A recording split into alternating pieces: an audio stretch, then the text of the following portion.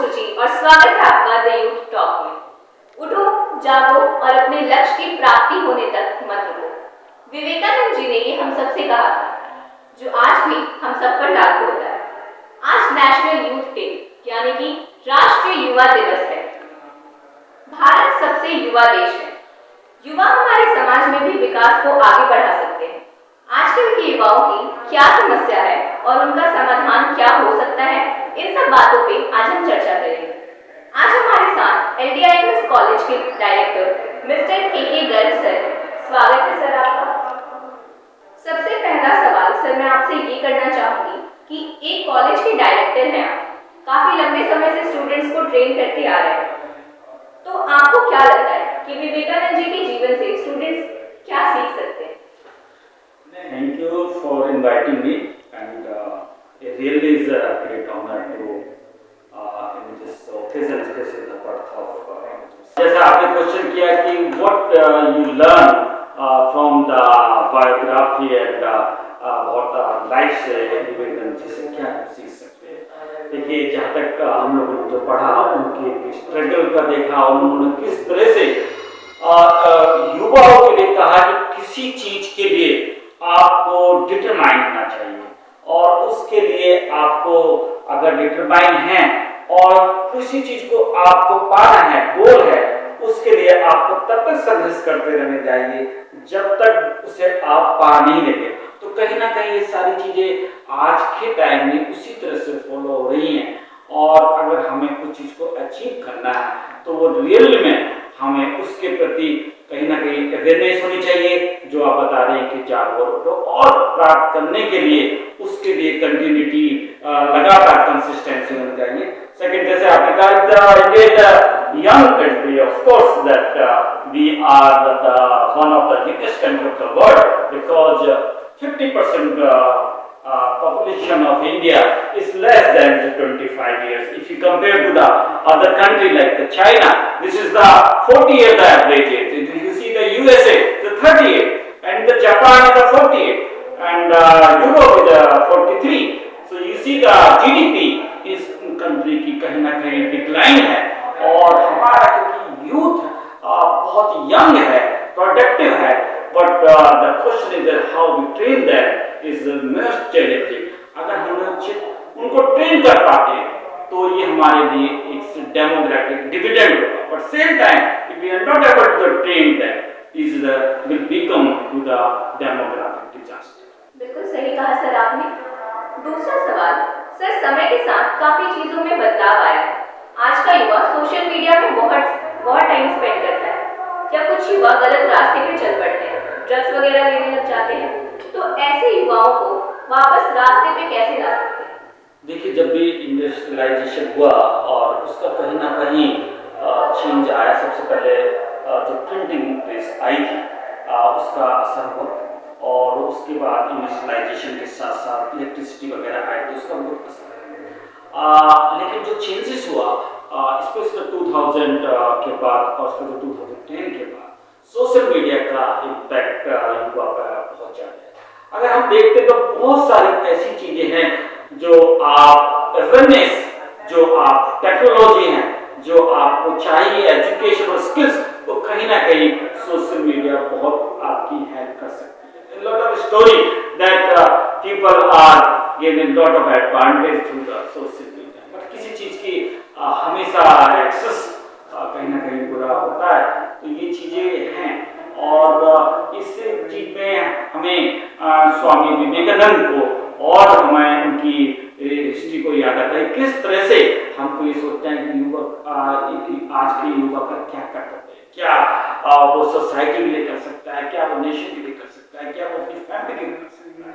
तो कहीं ना कहीं हर चीज मैं सोचता हूँ कि सोशल मीडिया का यूज करना चाहिए, अच्छी तरह करना चाहिए, पर किसी चीज की आवश्यकता नहीं होनी चाहिए कि आपके लिए वो हार्म करे।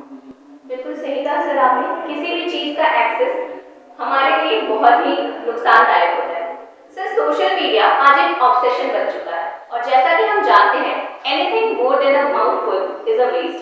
तो ये ऑब्सेशन कहाँ तक सही है, या इससे युवाओं की जिंदगी में क्या असर पड़ेगा? Social media, because you see that especially after the COVID-19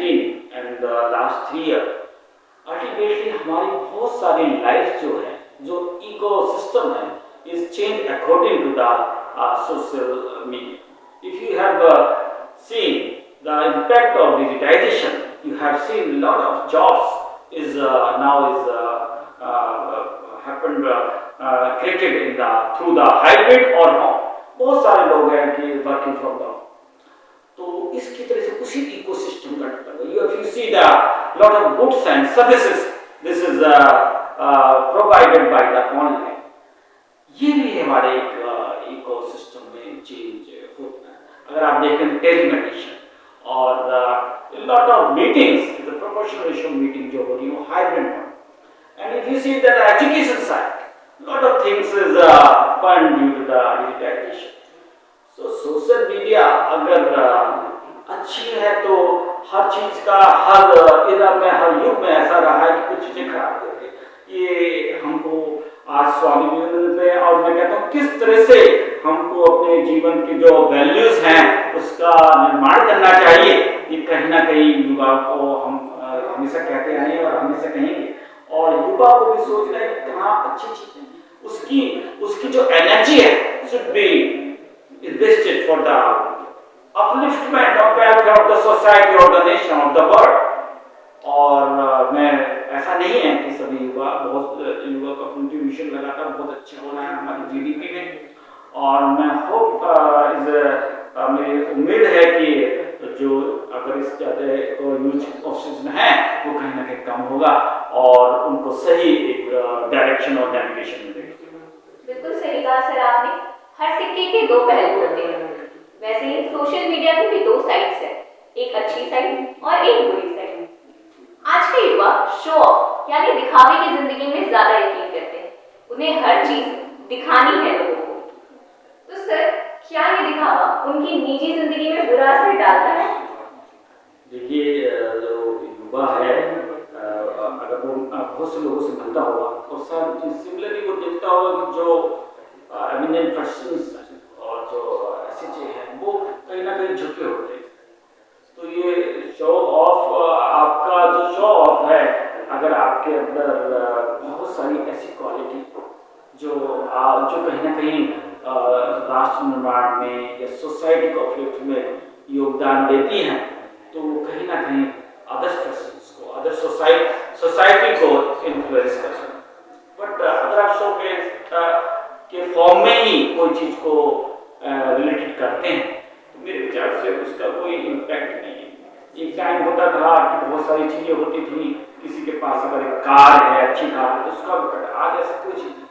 आप किस तरह से बिहेव करते हैं, क्या आपकी नॉलेज है और वो नॉलेज कैसे आप शेयर कर रहे हैं अदर्स को ज़्यादा इम्पोर्टेंट है.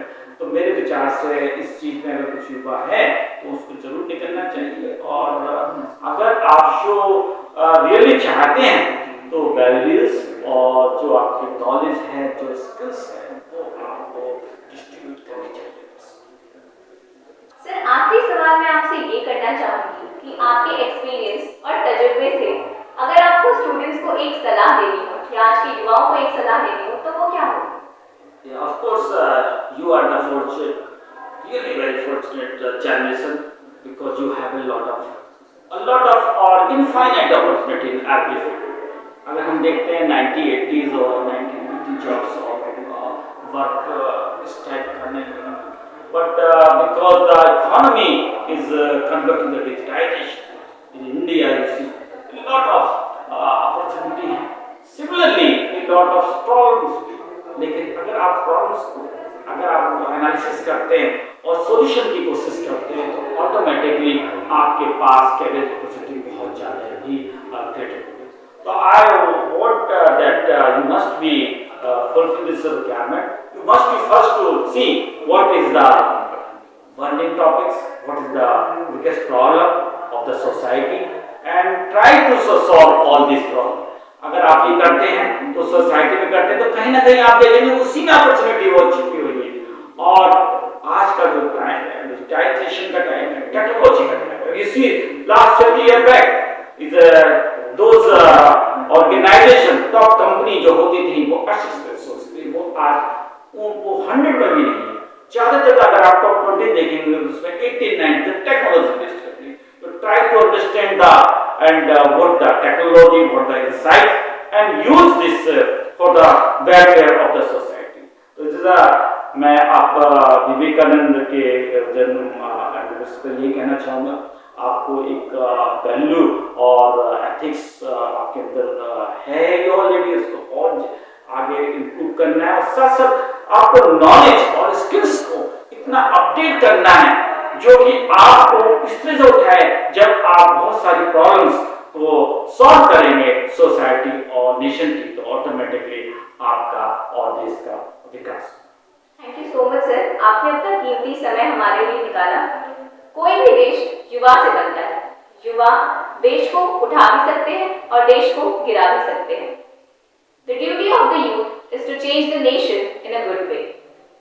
इसी के साथ आज के इस यूथ टॉक को हम खत्म करते हैं, फिर मिलेंगे ऐसे ही किसी बातचीत के साथ, तब तक के लिए धन्यवाद।